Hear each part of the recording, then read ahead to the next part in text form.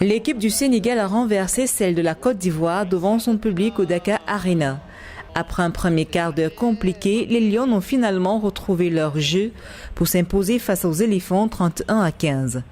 Après une entame timide qui a vu la Côte d'Ivoire ouvrir le score, les Lions ont tranquillement dominé une équipe de Côte d'Ivoire courageuse, mais pas au niveau des dames de Yacine Messaoudi. À la mi-temps, le trou était déjà fait, 14-2. Tout d'abord très content du résultat. C'est vrai que cette équipe ivoirienne, on savait qu'elle allait nous poser des problèmes par son jeu très atypique, avec pas mal de profondeur défensive. On savait qu'on allait avoir justement un rapport de force favorable, mais que dans les duels, elles sont vives avec un centre de gravité bas. Donc on a voulu essayer notamment dès le début de match, la première mi-temps, de défendre de façon très compacte. C'est ce qu'on a réussi à faire avec une grosse densité défensive qui nous a permis de creuser l'écart et ensuite en deuxième mi-temps de pouvoir être plus dans la gestion.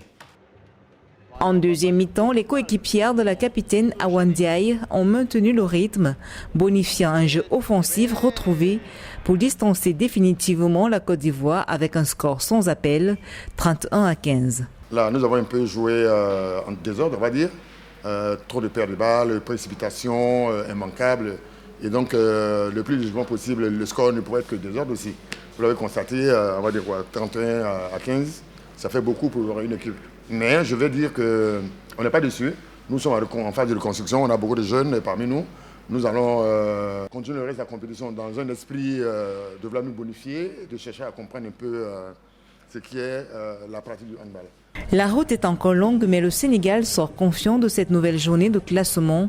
Après avoir battu Madagascar 40-9 mercredi dernier, cette équipe garde son étiquette de favorite. L'équipe du Sénégal, pays hôte de la 25e édition de la compétition, réalise un sans faute avant d'affronter le Cameroun, un adversaire de taille. Il faut rappeler qu'en première heure, vendredi 11 novembre, la Guinée a eu le dessus sur le Maroc par un score de 28-20, obtenant ainsi sa première victoire après l'échec enregistré contre la Tunisie lors de la première journée.